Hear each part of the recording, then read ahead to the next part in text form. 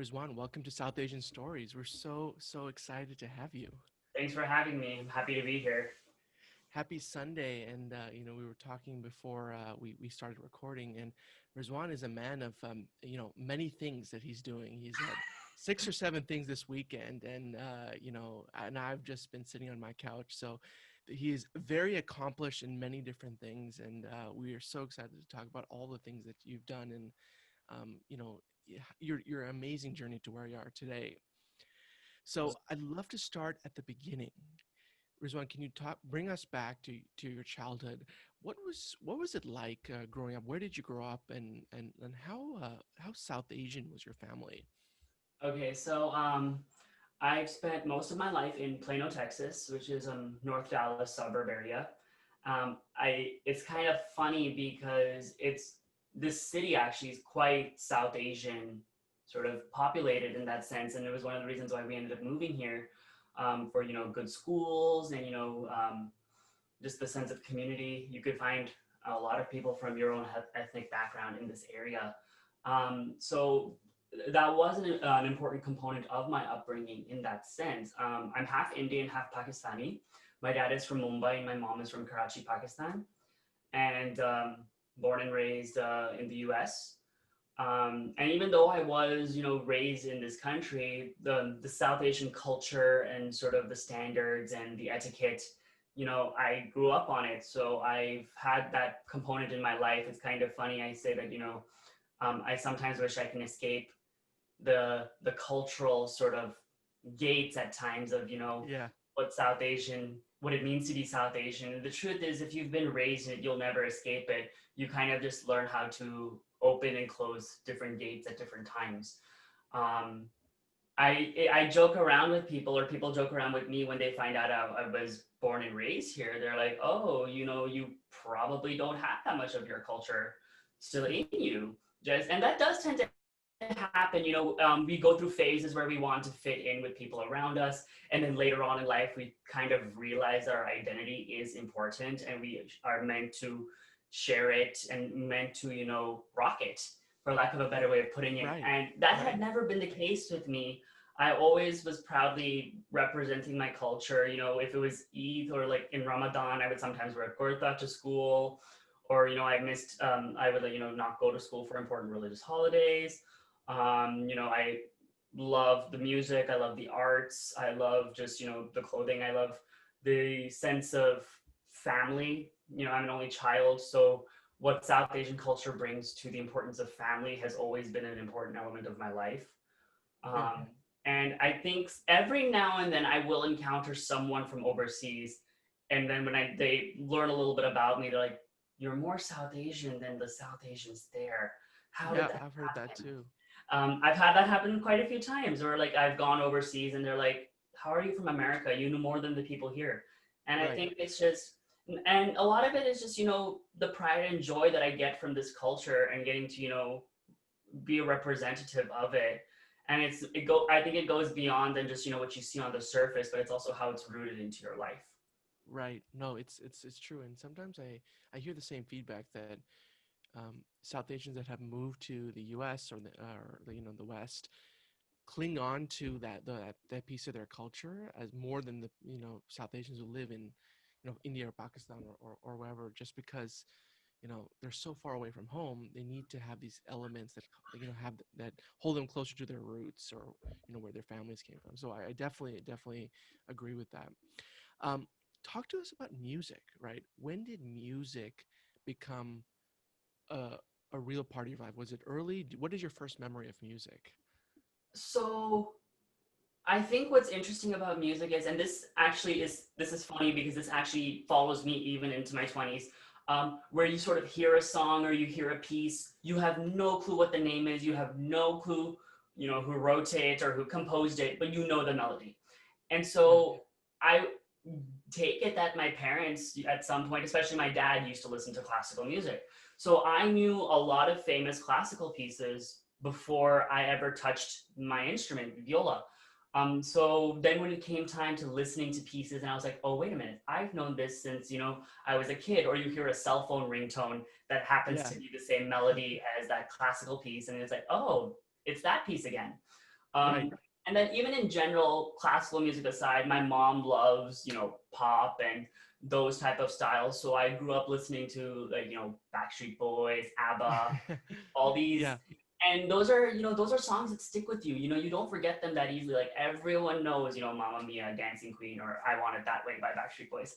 And so when you grow up and then those songs, then you become familiar with, composers, songwriters, bands, artists, and then you kind of just take in everything around you. So for me, I think even like single digit aged Rizwan had always had music around me. I also like to think I come from a musical family. In Islam, a lot of people do recitations, and my mom's side, my mom and her sisters and her mother do a lot of, Urdu Islamic recitations. And there's an element of singing, there's an element of, understanding pitch and all these other things that, which of course they didn't, conceptualize, but they would just, Yeah. they would just do the prayers. And so I feel like even from that line of my family, I felt like I had some element of musical experience.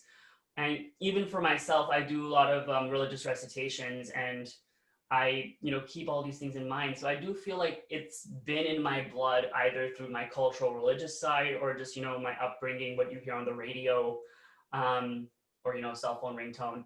And I I feel like music is one of those things, is like once you're exposed to it in a way, it never fully leaves you. For sure. Even if it's something, for example, you haven't heard in years, or something you haven't done in years.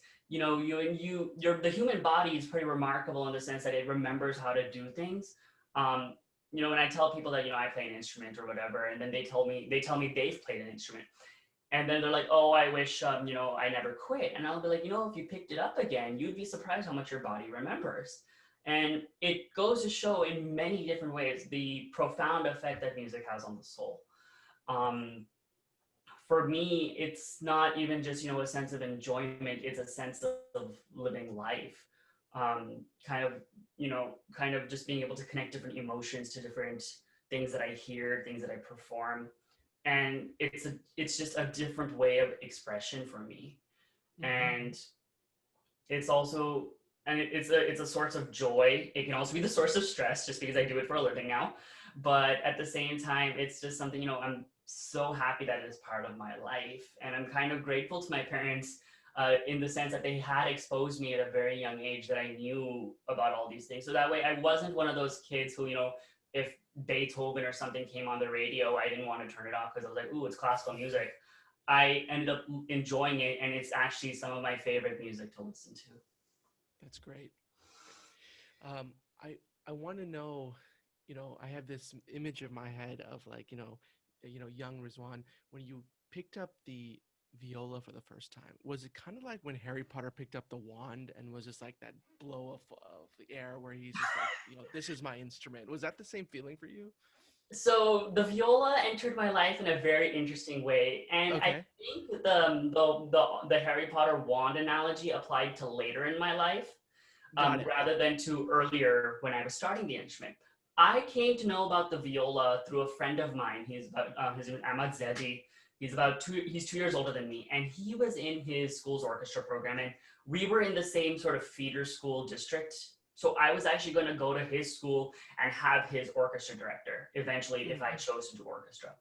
And I just remember thinking that, oh, if he thinks viola is cool, it must be cool. And that is actually why I picked the viola. I kid you not.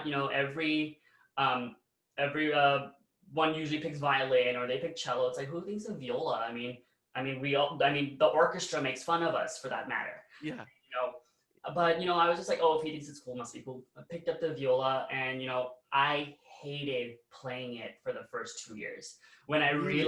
When I realized the bitter truth that we don't get melody that much in orchestral pieces. Every now and then we get like, 4 bars of melody, and then, you just Yeah. milk it for all it's worth or something like that. But, violins are typically the melodic driven force of the orchestra. But in my third year of playing, my parents bought me my first instrument. I was renting up until then. And then I just realized what an incredible instrument it was. This like the sound I could get out of it. And I just felt like my character as a human being rooted well with this instrument. How Um, so? I I always, I mean, I'm a different kid I'm a different person in the realm of South Asians in that sense. A lot of them did violin. I was the one doing viola. Um, and in general, a lot of people do sports. I was more an artsy person. Um, and I did a lot of different things that you would consider your stereotypical South Asian high schooler, middle schooler to do. But there was just something about the way the instrument sounded that just pulled me in. And I just felt like, this instrument is different and special in its own way.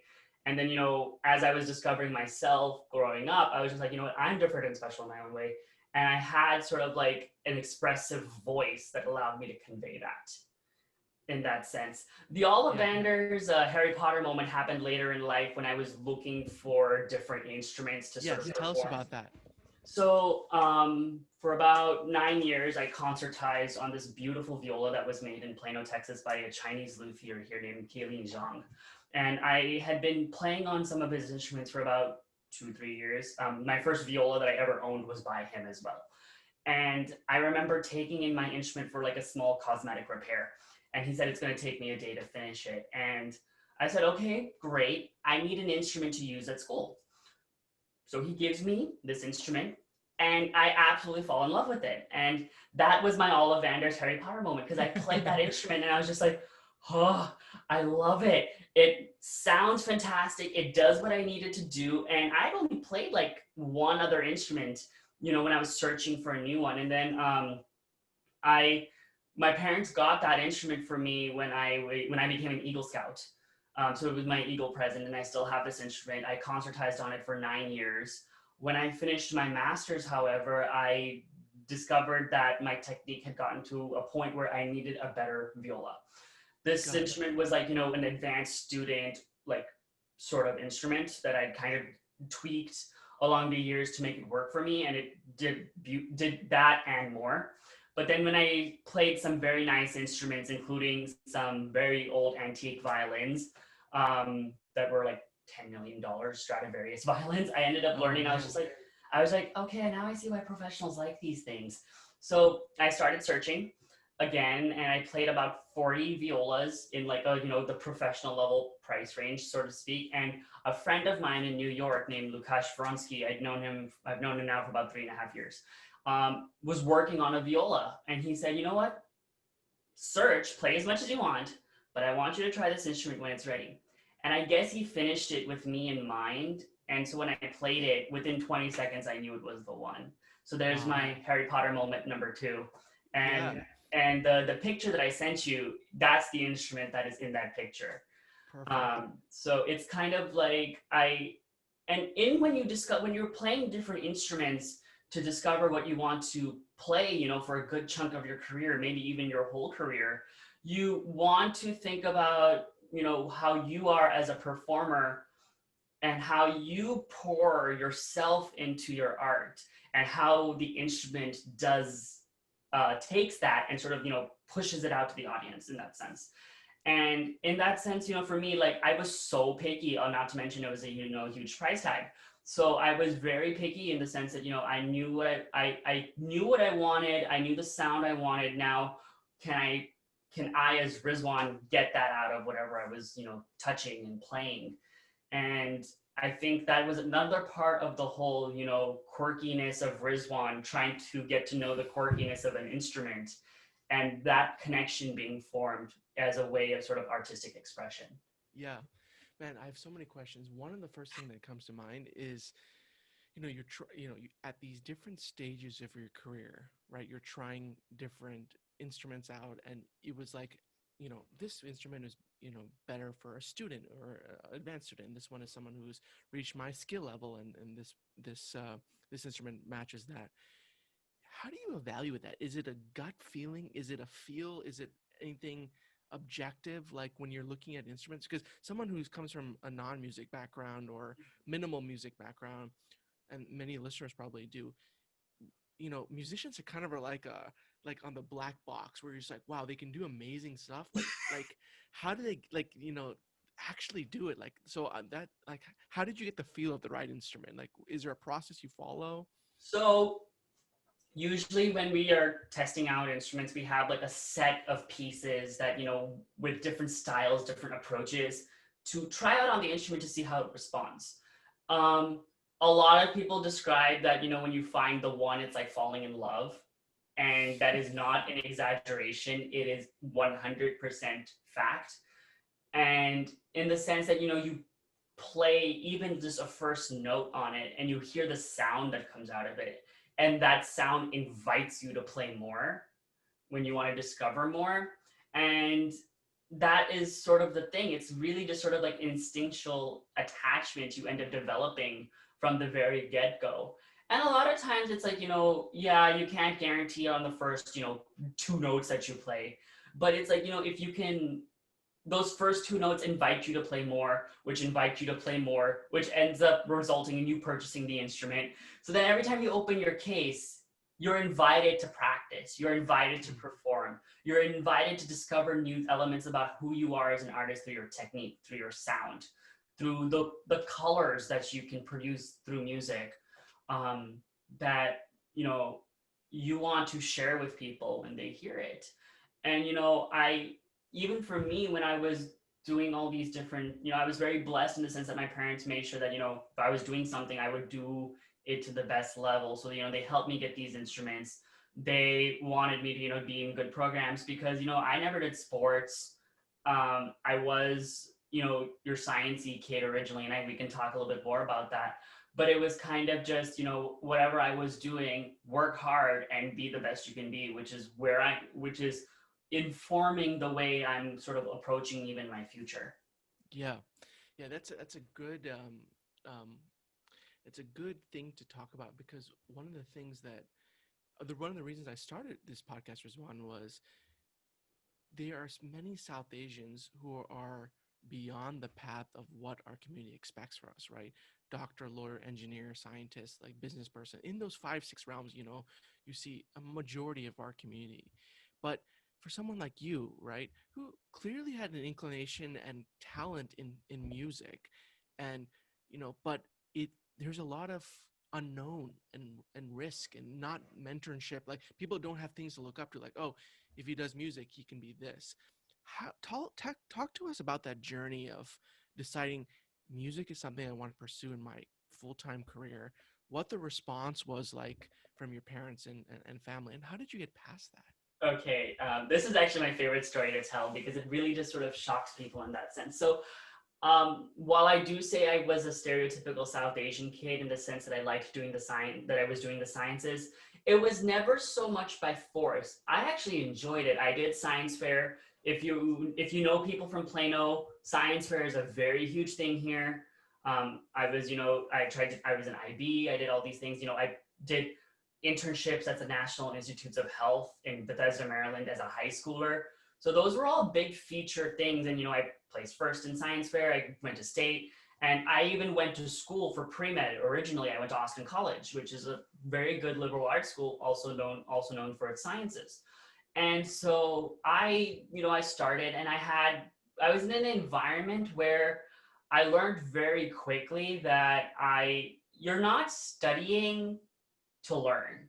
You're studying just to make an A, to get that 4.0. Because I had a colleague, a peer that would say, like, 3.6 GPA is not going to get you into medical school. And that's somewhat the bitter truth, that, they are looking for the creme de la creme of your academic, overachievers in that sense, who, really push through their subjects. But, at the same time, I was having a hard time gripping with the fact that, I want to learn. I don't want to, take tests the whole time and worry so much about the grade. And that's actually why I enjoyed my internships. I was in an environment where I could learn and do it very well. I ended up becoming one of the best interns in my lab, and my PI apparently still remembers that every time he sees my aunt, because my aunt helped me get this job. Um, and that was actually what drove me to science fair. It wasn't so much I was chasing the ribbon or the cash prize. I was just very happy to be there and share what I had worked on, whether it was perfect or whether it wasn't. It was just something I could be proud of and show. that wasn't the case when I discovered the world of pre-med academics. So I did pre-med for a year, kind of got a little depressed, and I was just like, what the heck is happening? This probably isn't for me. And my mom's a doctor, so you can tell she was very disappointed when I decided I didn't want to do medicine.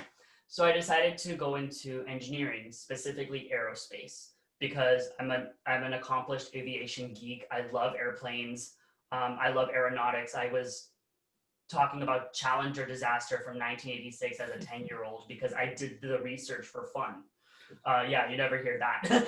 But that was the thing I enjoyed. And I still enjoyed actually during quarantine. I was watching shuttle documentaries and whatnot. So, it's still something that's part of me. Even with medicine, I'm still into the sciences. So I'm following, what's happening with COVID. But I learned very quickly that math was not my best friend. And I was actually majoring in physics, math at Austin College just so I could get ready for engineering courses at a different school.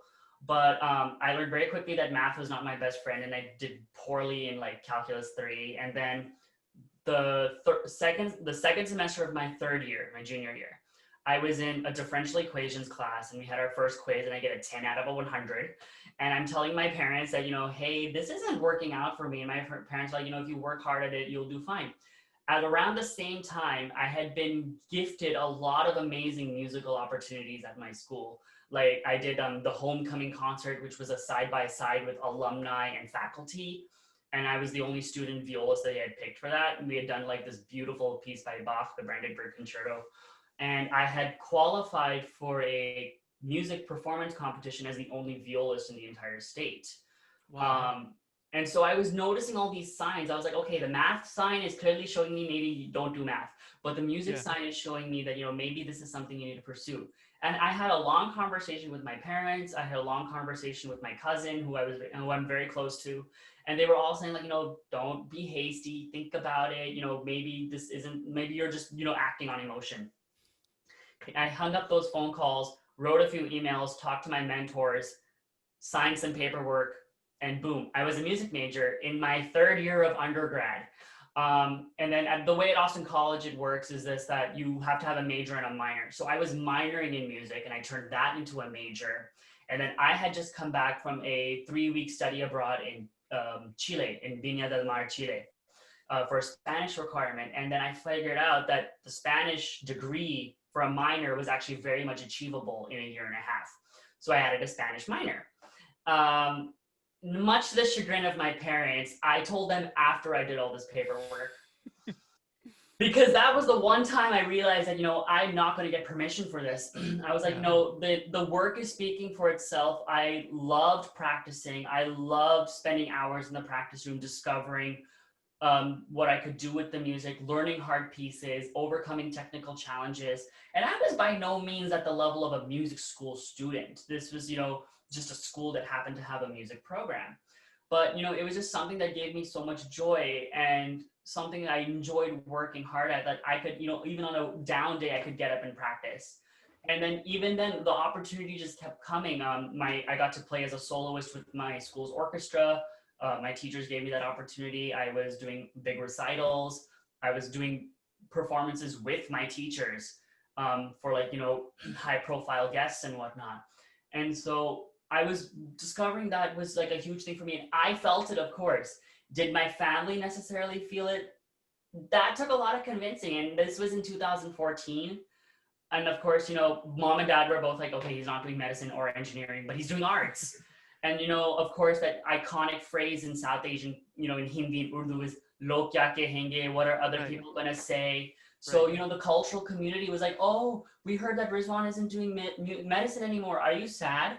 And, they say that to my mom, and my mom was so concerned about how other people were going to react to this, I think more than how I was going to fend for myself.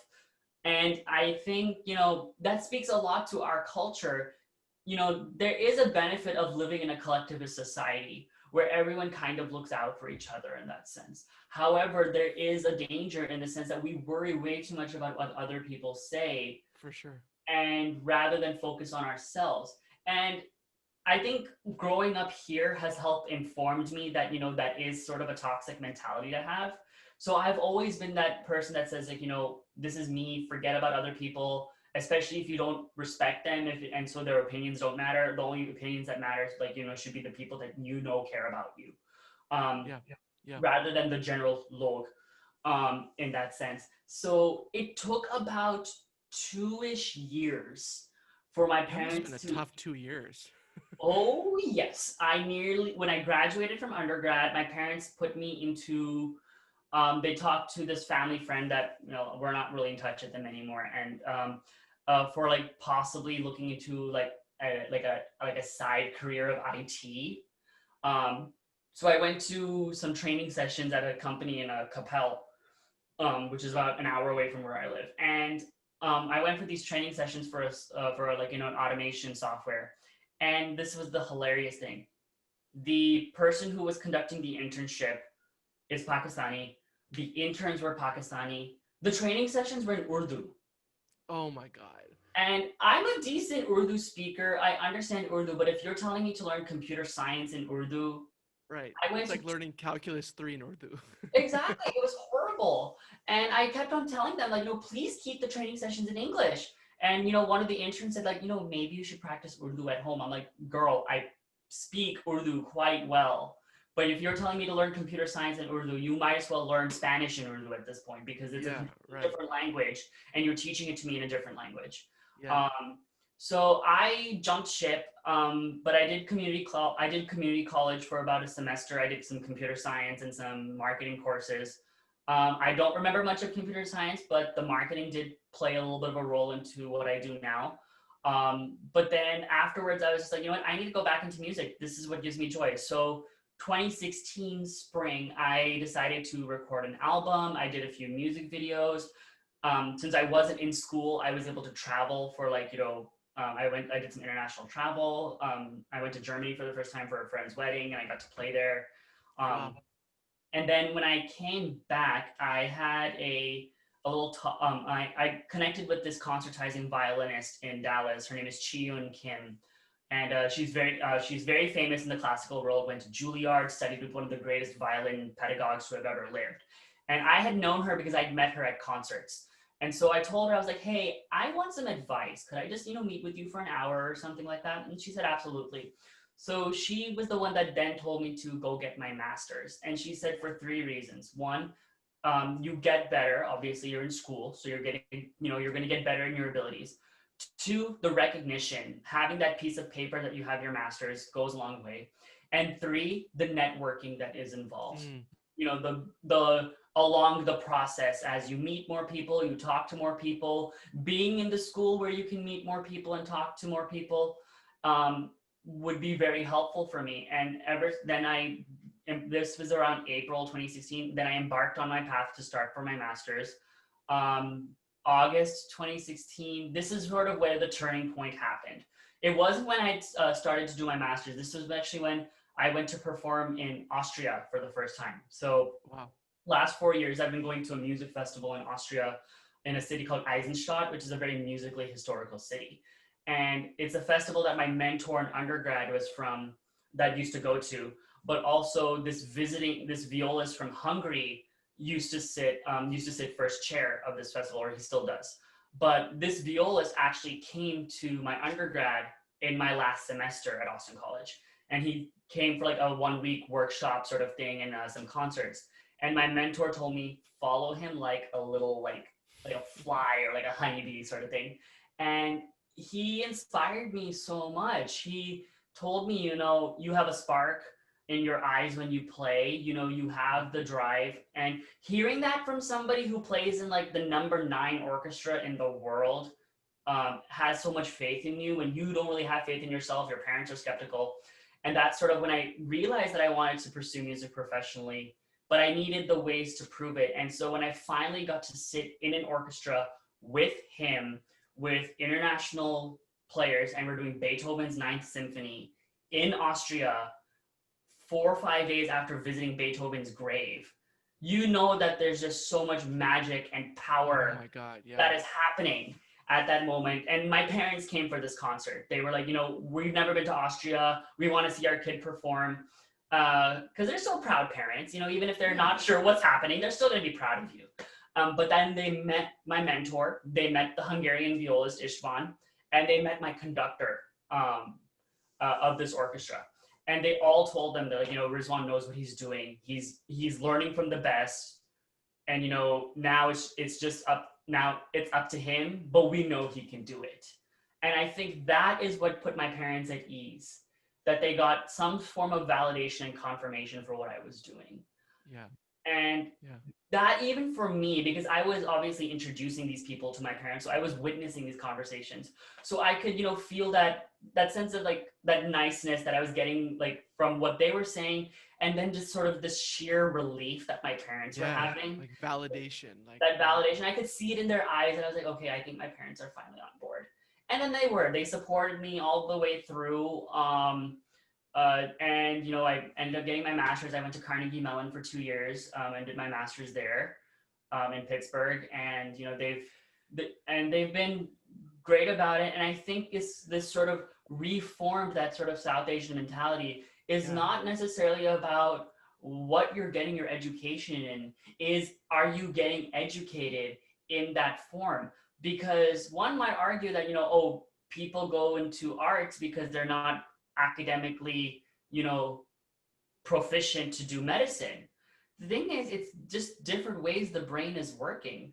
You have two different education styles. If you put music theory and score studies in front of a medical practitioner, they're going to be very confused. Just like if you put viral pathogen pathways in front of musician, they're going to be confused. And that's just the way it is, unless you have someone that has studied a little bit of everything. But it's just different versions of education. And the fact that I could be supported to go to a high level, I think that's what eventually the South Asian dream, mentality of education should be, is just supporting to education at the highest level, irrespective of what it is, in that sense. Yeah. Wow, what a journey for I'm sorry. It's one of my favorites to tell, just because I think it just offers a different insight to what we see on the surface. Right. Like, you see the artist, you can tell that they're passionate because you can hear it in the work, but you don't know their story. And, I think that the story in, like, life is what informs our music. Like, you can, like, my teacher often would say, you can't play a certain piece unless you've had heartbreak, or you've had a certain life event happen to you that brings out certain emotions to you to portray into a piece. Like, it's very hard to play a piece that was written, like, right before someone passes away when you're in your 20s. Yeah. So it's kind of that sort of thing, like the life stage. Yeah, it's like you don't know what, you've not lived enough to know it. I mean, you can still play at it. Are you playing it? Live a little first in that sense. Right. Now that is amazing, and just I want to highlight or underscore like how courageous the decision was for you to do that, because despite everything going on, what your parents are doing, it sounds like you dabbled in like 6 careers before like realizing that, okay, music is my passion, my joy, and I want to go all in on that. So once you decided to go all in, and you said you created a few like music videos, like sometimes people have like paralyzed, be like, okay, there's so many things I can do, right? Music runs the gamut of like thousands of things. How did you laser focus on, okay, this is what I want to do next? Like, okay, I've chosen music, now what? That's a very good question. And it actually took me up until about 2020 to sort of laser focus on this. And I had made this decision in 2015, 2016 timeframe. And the way I think about it is, you have to have one thing that's like your main focus. For me, it's classical viola. At the end of the day, you have to know your roots. For me, Western classically trained violist. That is what I am. So I play that literature primarily. I got into Bollywood because of my family. Not a lot of my family members know classical music. So obviously, if you're a musician at a family gathering, you take on the role of entertainment. So, you have to play things that they understand. So that's how I got into, South Asian music. And so now I've even taken it to another level, and where I do like qawwalis on the viola, I do Pakistani songs, and all these other different things, just to connect with my own demographic. then it expanded to, music that I like. I'm really into musical theater. I've seen Wicked 6 times. And so I love that genre. My second album was actually an all musical theater album. Mm. So it allowed me to connect with music I love listening to and also different niche audience. Theater people are beloved of their art, and it's Mm-hmm. almost like a cult. uh, so I knew for a fact that I could get people to really enjoy listening to that, and I also enjoyed playing it. But in that, I discovered, hey, I want to sort of put my own stamp on things. And that's actually how I became a music producer in that sense. So I do a lot more classical productions rather than, your beats and hype bass drops and stuff like that. I mean, Yeah, I love listening to that. I just don't make it. got it. Maybe if I learned how to, I would do it, but I kind of just like the sound of what I can do. And I always like to say, I never want to change what people are hearing. I like to give a different perspective of how people hear it. So that's how I do that thing. And with production, I learned all these other skills like orchestration, arranging, and that was sort of steps I was taking without putting a name on them. And then once I learned to expand the skills, I did those. So in that sense, I kind of discovered what I wanted to do, and everything was sort of related, which made it easier to kind of put together into Right. a package. And I think that's what's important. You can do a lot of things, but find ways to connect them. Because if you have different ideas, there's no cohesion. There's no sense of coming together and putting it into a nice little package. You know, as a classically trained violist, playing a very versatile instrument, like viola is a versatile instrument in and of itself. You can do so much with it. You can discover the versatility through different avenues, but at some point they all have to come together. And that's what I discovered. And that's how I was able to sort of laser focus on that. And then I added a few extra things to it that don't exactly have to do with the music side, but kind of have to do with my sort of mental approach to the music. And in a way, I still connect it to me because, when I want to talk, at some point, I want to have more conversations with people who are of South Asian descent who want to pursue arts careers, but maybe don't have the abilities to, like, maybe they're not getting family support or they don't Yeah. have the right mentorship. Like, I want to be able to have those conversations, and I want my art and myself to advocate for that. Yep. So in the sense, it's, I'm making sure that whatever I'm doing, I tie it all together. And I actually didn't discover that element of my career until literally early this year, literally right before the pandemic hit. Wow. And that's why I was so excited to feature you here because there's probably so many listeners who have a music proclivity and want to explore it more, but it's like the deck is stacked against us. It's like these times of things, if you don't have mentors like yourself or people who have done it before, who've blazed the path, it's very tough to figure out like, okay, what do I do? How do I get through this? So that's great. Um, so with all these things that you're working on, right? I like to say like you're multi hyphenate. You're a producer. You're a classical musician. You play concert pieces. You're in so many different things. Tell us like what's a day look like for you, like or a week look like for you? How do you Okay, structure? so structure for me, I have a general structure, Okay, but like it's not like a schedule. Although okay, I am in school right now, so I do have my classes. I have my one-on-one lessons with my own teacher. I also teach, so I teach my students as well, all through Zoom. But a day for me involves, some form of fitness. I'm really big into fitness. I'm really big into wellness because we are, in some ways, little muscle athletes. So we have to take care of our bodies. Like, yeah, we may not be football players wearing, all those pads and everything and being tackled. But if you're not, if your body's not warmed up and ready to go, you can hurt yeah, yourself playing this instrument. So I'm very particular about the wellness of my body. So I do a lot of fitness. I making sure I keep myself active. So there's some element of fitness in my day. I When I practice, I do a lot of warm ups. So I do some scales to solidify my ear and to solidify my fingerings. Um, if I'm doing a specific technique that I'm working on, then I'll do an exercise for that technique. For example, if I'm trying to strengthen my fourth finger or I'm trying to, get this to do something different, I will work on an exercise that allows me to work on that. Yeah. Then I tackle my literature. So what I like to do is I do my classical stuff first because that's usually the stuff that's more mentally taxing. Um, and so what I do is I do all my hard stuff first, and compartmentalize my time such that I can really hone in on those things. And then I'll work on stuff that I'm familiar with and kind of do run throughs and other things. And I try to get about 2 to 3 hours a day of practicing in. And then if I Wow. have a gig coming up in which I'm playing, let's say a Bollywood piece or like a pop piece, I'll work on that then because it more than likely not, it's something I've already worked on. So it's already in my brain, it's in my fingers. So it's just a matter of, re-familiarizing myself with it.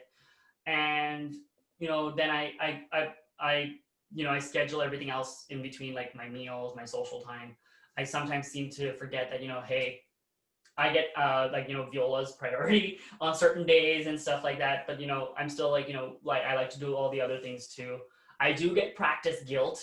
So if I'm out and about and I know I need to practice, I will feel it in my soul that I should be practicing. I need to practice. Whenever auditions come up, or like I have a lot of things going on that are musically related, I often like to say I can't. The angel of music is very strict, and that's a line I from like that. Phantom of the Opera. I even have a T-shirt that says it. I didn't wear it today, but I just thought like that's typically a day for me. It's like I have rooted scheduled things like my classes and my teaching, and then I kind of form my stuff around that. But if it's my free flowing days, I kind of just see where I'm at, physically, mentally, and approach it that way, because you still have to let your body rest.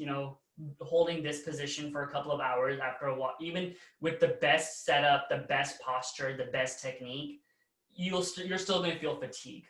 Yeah. Yeah. So That's fair. you have to listen to your body, Yeah.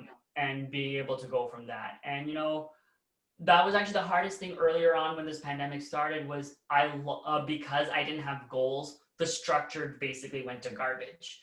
Right. And so not having structure in the sense that my days kind of blended into each other. I was like, okay, I thought it was Monday, it's actually Friday, or something like that. um but I think in that sense having that structure, but even the free flowing structure, gives me flexibility to work with how I'm feeling, and I know how much I want to push myself that day, or if I maybe want to take it Yeah. easy. And even in the practice setting, practicing isn't always with the instrument. Sometimes it's listening to recordings and looking at the scores, and seeing how your part fits in with your pianist, or you're doing all these other different things too, to sort of inform your practice in that sense, rather than just physically practicing. Yeah. That's great. And I just wanted to highlight, like, I love the holistic approach you have to your music, right? You know, it's an ecosystem at the end of the day. Everything has to be working well, your mind, your body, your Oh, spirit, your truly, soul, truly. for you to be the best version of yourself, so it comes out in your music. So that is a really cool way to look at it. One question I wanted to ask you is, one is, like, you know, when you pursued something that was your passion, your love, like something that you really found your joy, Hmm. is there any days or weeks you feel like, man, this is tough, like this feels like work to me, where it feels like, because sometimes I have hobbies where I do too much, I'm like, oh god, I don't want to do this anymore right now. Do you have days like that, and can you talk us through? 100% burnout is very much a real thing.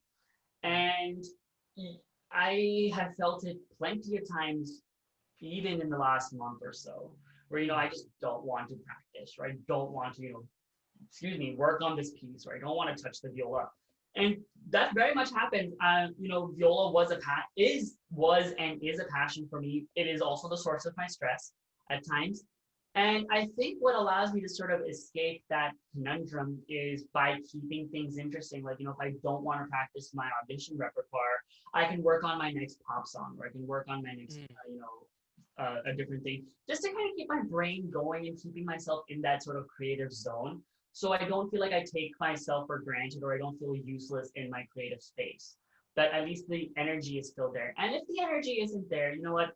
Take a walk, go lift some weights, go for a swim. I do something like that just to physically and mentally separate myself from everything. And sometimes I'll go like pick up food from my favorite restaurant or something like that. Like, Yeah. I Right. try to make sure that I remember at the end of the day, and I often am very peeved about this on social media. When you have artistic based Instagram accounts or stuff like that, people follow you for your art, but people seem to forget that you're also a human being. For Which sure. you as a human being, maybe you like going for long runs with your shirt off, or you like eating big plates full of cake and stuff like that. People don't always follow you to see that side, but there is that side of you. And I think when you remember that, hey, I'm a human being before I am an artist, you can kind of ground yourself again and sort of come back up to where you need to be in your creative space, as Yeah. opposed to just hoping and praying that, oh, I need to get through this. Because even if you need to work on something, there's no point working on it if your brain is not in it. For sure. You're gonna waste your time, you're gonna tire yourself out even more, and you're gonna get frustrated with yourself.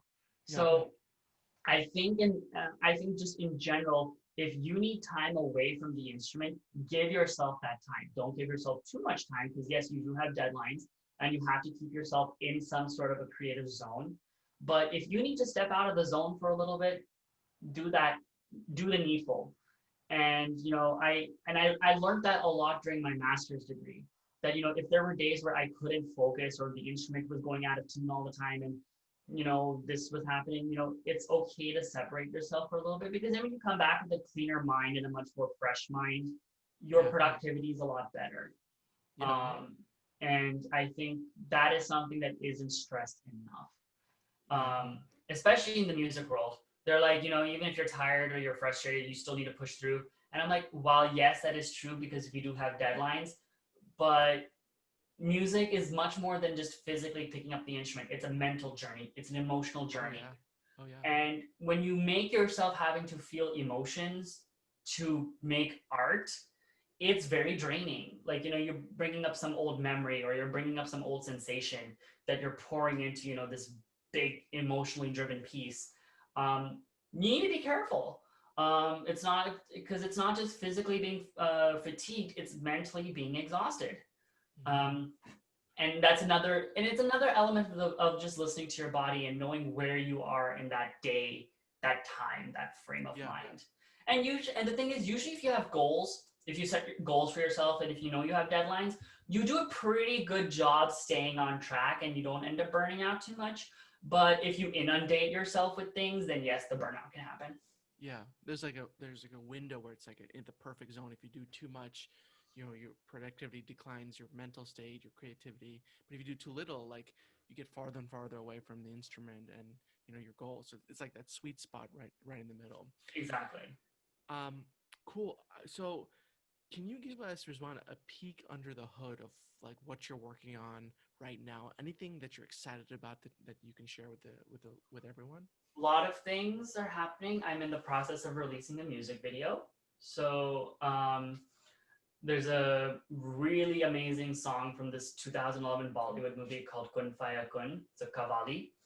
And I basically classically reimagined it. So I wrote it, rather than, for harmonium and drum and tabla and those sort of style of instruments, I wrote it for piano, strings, and flute. And Cool. I produced it as an orchestra on my computer. I recorded it. I did half of the videography last week, and I'm finishing the rest of it today. Then I'm putting it together and releasing it like October 9th or 10th. I can't remember off the top of my head. But one of those days I'm releasing that. Oh, I that's have exciting. so I have that going on. One of my bigger undertakings. I have a recital coming up in Las Vegas, because my school is through Las Vegas. I had moved there and I'm back here in Dallas because of the pandemic.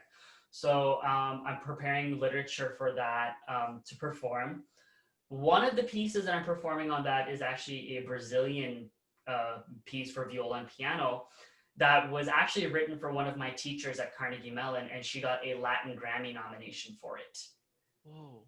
And Hmm. so getting to play it is, I mean, I heard it for the first time and I was like, that's a piece that I need to play, because it Yeah. was just exactly my vibe, my energy. I knew how I wanted to make music with it. So the fact that I get to play that piece, and I'm actually sending her a recording later, in October, and then we're going to Zoom and she's going to give me some comments on it.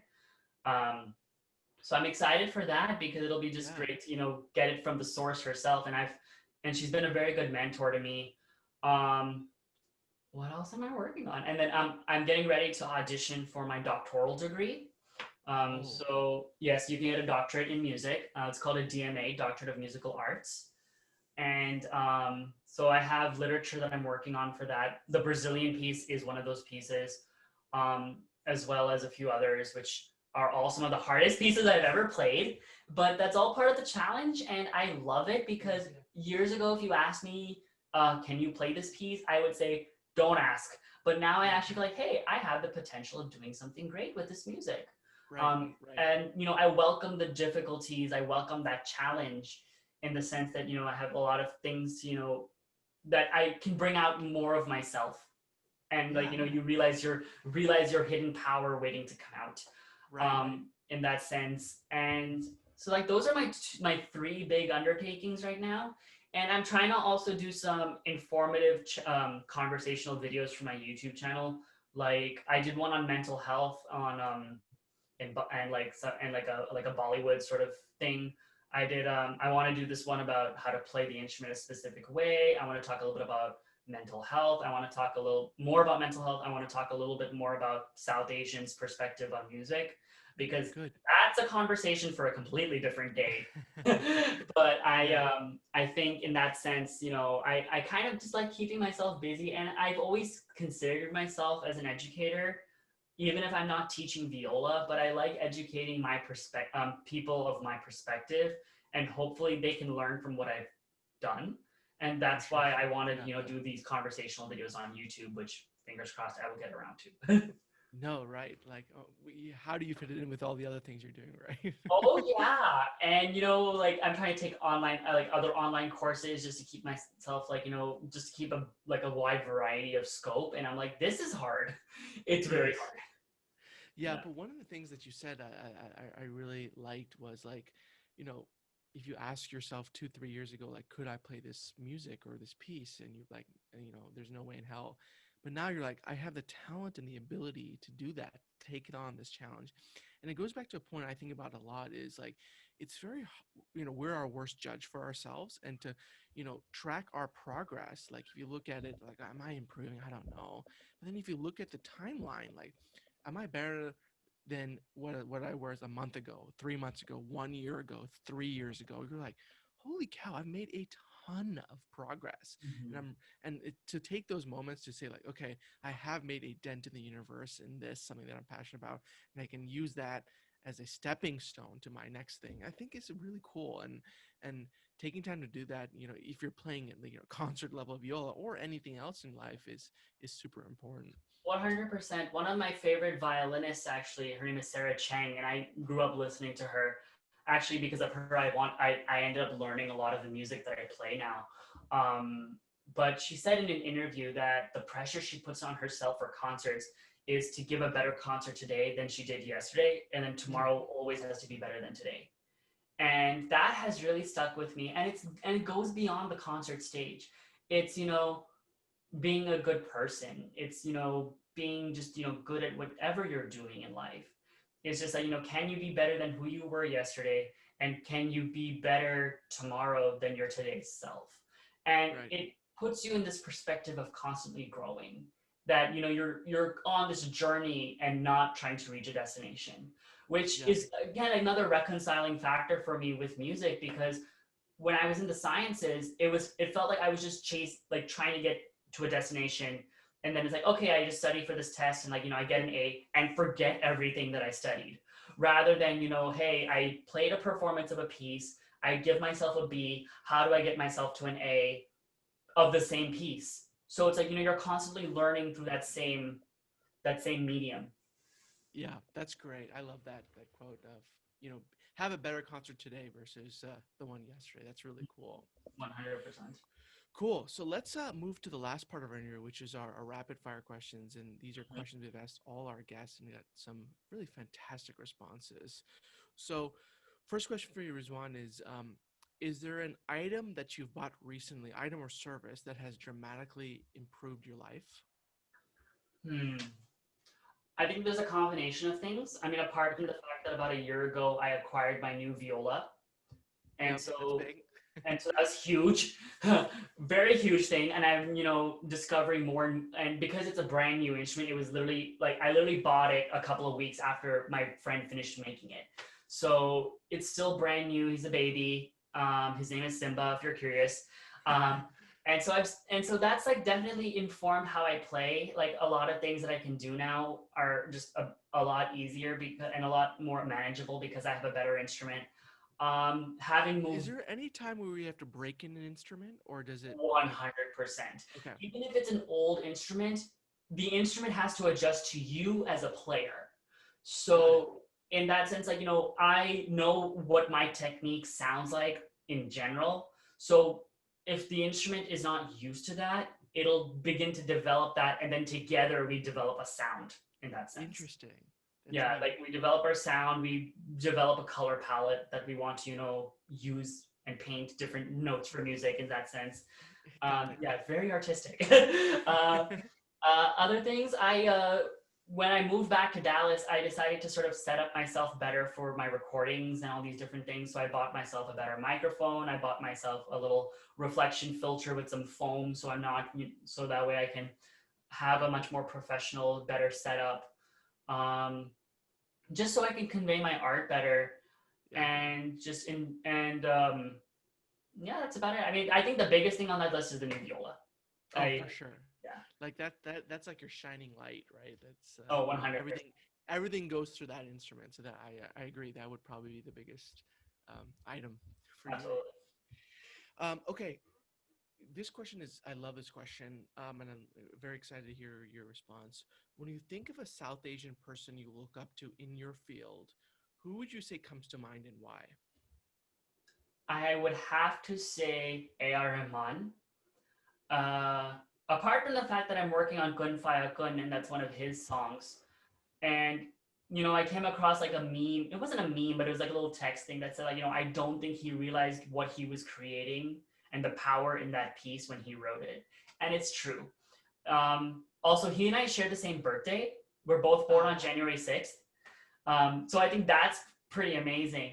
But I think also staying true to authentic self.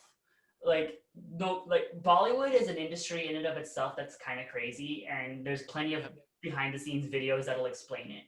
But I think in that sense, what I've learned just from seeing his trajectory is that he stayed true through his authentic self as a composer and as a human being.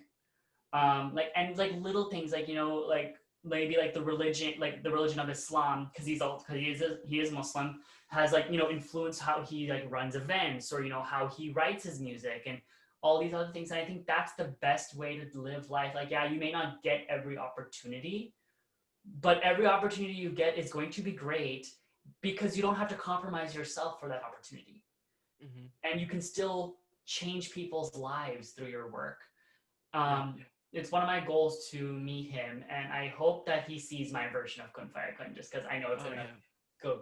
It's gonna So be. I would love to expand on what you said about the Kun Fire Kun of he didn't know what he was creating. Like, can you explain what you mean by that? You know, for a lot of South Asians, if we're born and raised in this country, we do know our languages. We do, but we may not understand the depth of the language. Okay. And I think I understood the depth of his piece once I actually just started researching it a little bit more. Like, I looked up the translation, I looked up his premise for it. There's a lot of Islamic verses in it. But there's a section of the song that, I understood it when, I knew the words generally when I heard it for the first time, but when I looked up the translation, I just started crying, because I was just like, this piece can be written for anyone who's just, living life and trying to just find light in their darkness. And that's what I think the song means. The lyric goes like, you created me in this world. I did not fit into this world, yet you embraced me. And so, like, you think about that, like, there's so much power to that. And Yeah. It speaks to. our language has a sense of emotional drive to it. And I think Mm. almost every language does, maybe with the exception of English. Unless you're a very gifted songwriter in that language in English, and I do know plenty.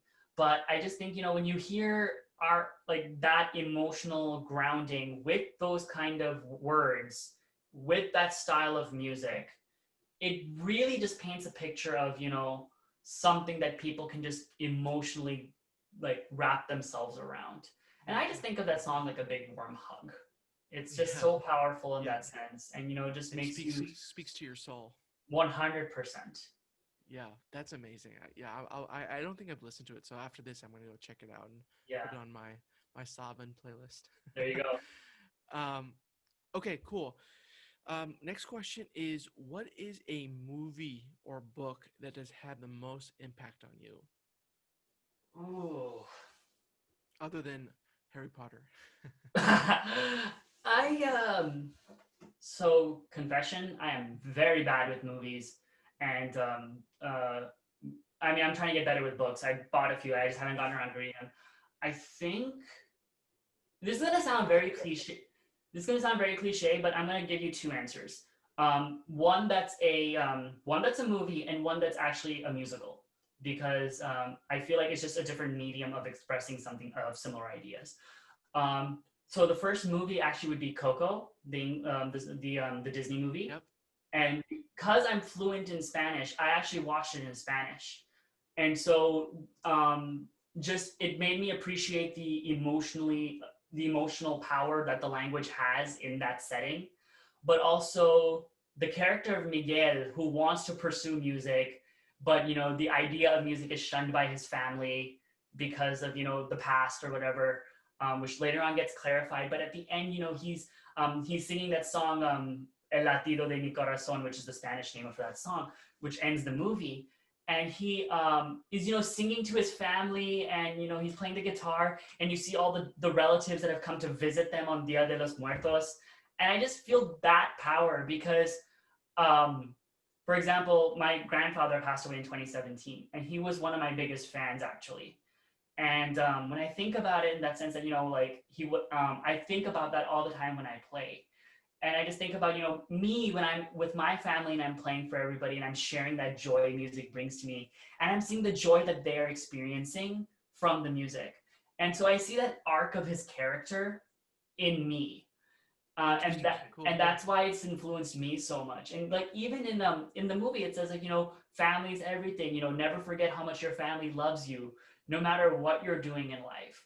And I think that's like at the end of the day, as skeptical as my family might be about me pursuing music, I know that they have that faith in me and they love me for it. Yeah. Um, the other influential piece for me is hands down the Broadway musical Wicked. Um, when back in 2014, I was learning "Let It Go" on viola for a non-classical concert I was doing at my school, and in the recommended videos was a song called "Defying Gravity," which is from Wicked, and it's also sung by Idina Menzel, who plays Elsa in Frozen. And so I just listened to this song, and I am an emotional wreck by the end of it because literally every lyric of that song was relatable to me in my life at that current moment when I was listening to it. And so I hadn't seen Wicked at that point, but then I binge listened that cast album, and then back then in early 2016, the musical was on tour and came to Dallas, and I finally saw it, and it honestly just changed my life. Apart from that song, Alphaba, the character who sings that song, she's green. She's the Wicked Witch of the West, but it's told from a different perspective. And she's hated for being green. She's hated for being different. She has a huge sense of empathy and a different perspective than what other people see the world as. And it speaks to people who have felt different, who have felt that that their sense of being different is not the norm. And growing up being with other South Asian students in my high school years, I remember just being like throwing a party, jumping up and down when I was like able to leave high school and not be around those people because I was alphaba in that group. Yeah. Yeah. Yeah. And so, I mean, it's the reason why I've seen that musical 6 times, and I have no shame in saying that. Good for you. Yeah. And what's even cooler is Steven Schwartz, who wrote Defying Gravity and the music for that show, also went to Carnegie Mellon, um, where I went for my master's. And when I first saw Wicked, the two leads, Alphaba and Glinda, were played by Carnegie Mellon alumni. Really? So I feel very blessed in that sense. And it was almost like the universe was just pointing me in Sure. that direction. Yeah. Yeah. And so I think those are the two things that have really just influenced my life in that sense. And even beyond the music, I mean, Defying Gravity has a special place in my heart. I even have it tattooed on me. But Yeah. in that sense, it's kind of like one of those things that, it's just that thing that really sticks to you Right. in your soul more than anything. That's amazing. And I've seen Wicked too, and I had the same feeling. Not six times, but I was just like, wow, this was amazing. Like, I was, and I got to see it on Broadway too, Yep. which was really neat. One of the questions that I thought about that I'd love to hear your response is, you know, book, music, theater. Is there a piece or pieces of music that has just changed your life, or just been like such an impact on you that you can share? Um, Beethoven's Ninth Symphony, Okay. which may come off as consumerism to the classical world because it is very popular, but it is popular for good reason. I Right. mean, it was written towards the latter part of his life. He had already lost his hearing, and he heard these beautiful melodies in his ear. And then he knew how to use Schiller's poetry to, bring the last movement to life, which is that iconic Ode to Joy theme that everybody knows. Um, and it was the first piece I played when I went to Austria back in 2016. Mm. So that piece is always going to have a special place in my heart. I was supposed to play it this year, but pandemic. And so, fingers crossed, I get to play it next year if everything goes well and we can have concerts again. It's also another tattoo that I have in that sense. Cool. But it's one of those pieces that there's something for everybody in that piece, and just the way he wrote it, like I remember when I was studying it in my symphonic literature class, there was like moments where my teacher was like, okay, today is a good day to be a violist because we're playing this melody. Today is a good day to be this musician because you're playing this melody. So, it's just something that, when you hear it and you're just, you close your eyes and you just listen and you think about it. Um, that to me in and of itself has its own power. And, I've played the piece twice. I played it once at Carnegie Mellon as well. And so it had the same it gave me the same amount of joy in Pittsburgh as it did in Austria. Maybe a little bit more because I was a better musician at the time, so I could play it better and execute Yeah. it better. And then another piece for me, I'm thinking classically just because sticking to my roots in that sense probably has to be Barber's Adagio for strings, American composer, and he wrote this very slow, beautiful piece for strings, and it has this huge buildup, which almost sounds like ascending to heaven.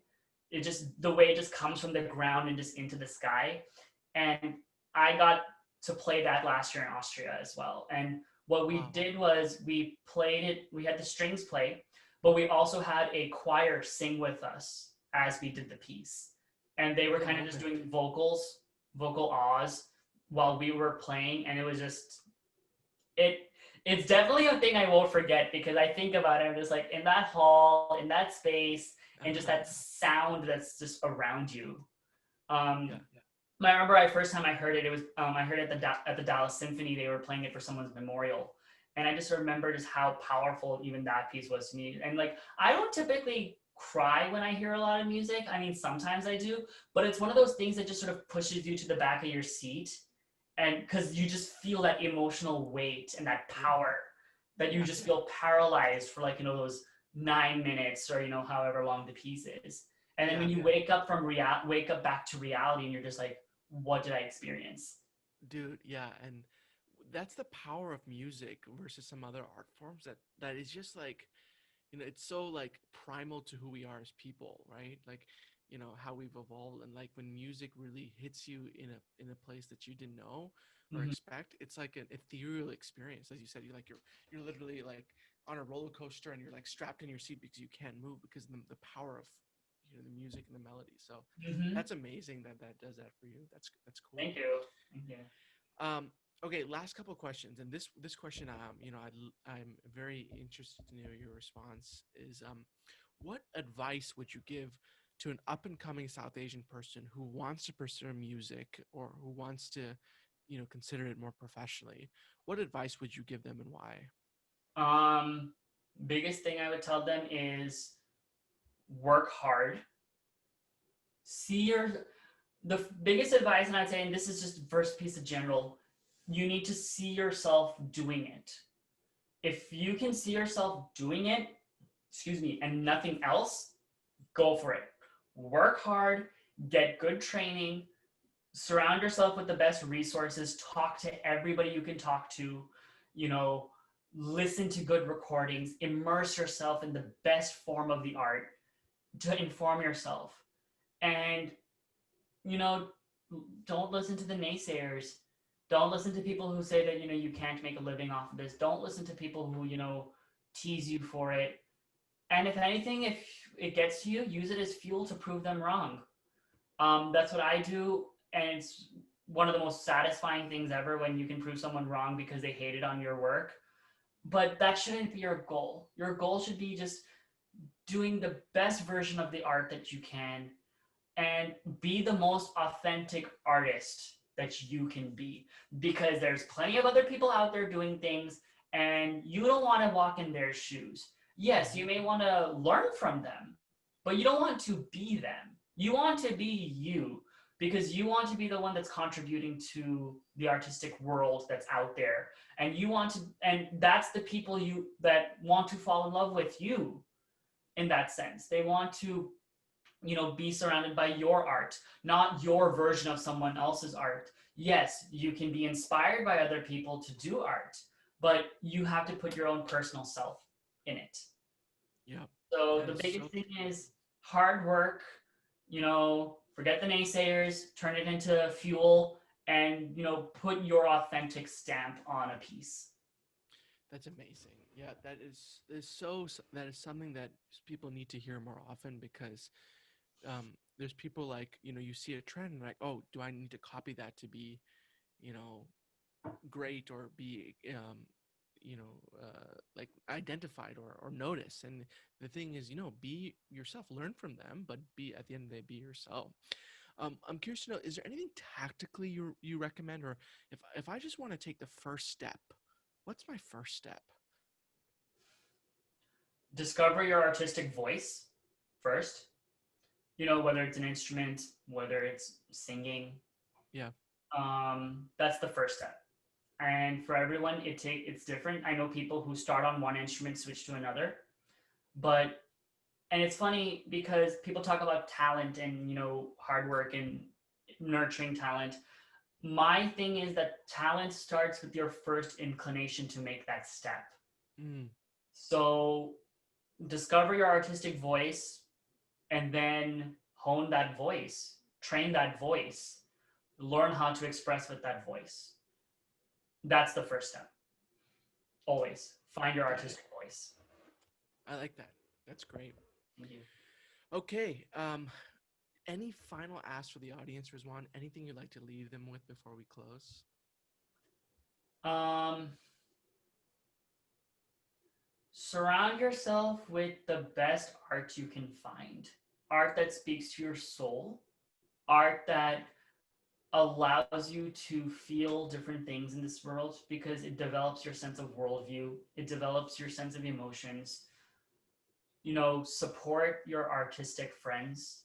Um, if they have something coming up, if they're releasing an album, if they have a concert, you know, your share button on social media still works.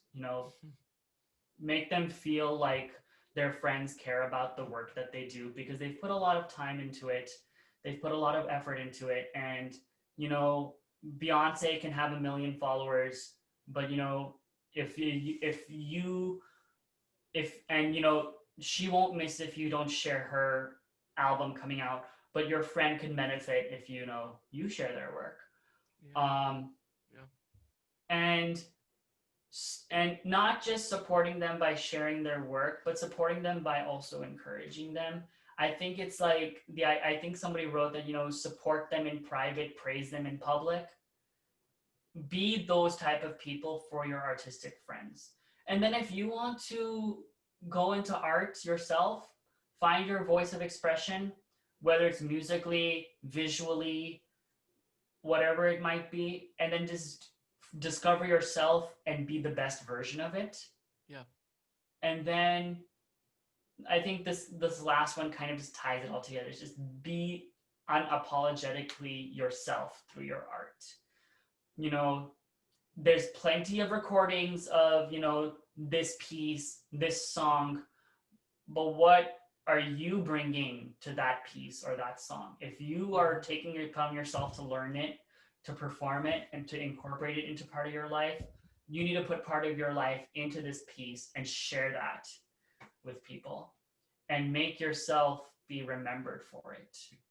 And I think that is what will also just give you the most gratification from the work. So that's what I would tell people. Wow. That is amazing. Thank you. Thank you. Thank you. Thank you for everything you're doing, and I cannot wait to see all this the amazing work you're gonna put out, the music video and everything else. Where can people find you if people want to learn more and get more involved in your world? So I have a website. It's so my website, my Instagram, and my Facebook all are similar names. So you just have to remember one name, type it into whatever search engine. Yeah, and we'll include all the links at our Awesome.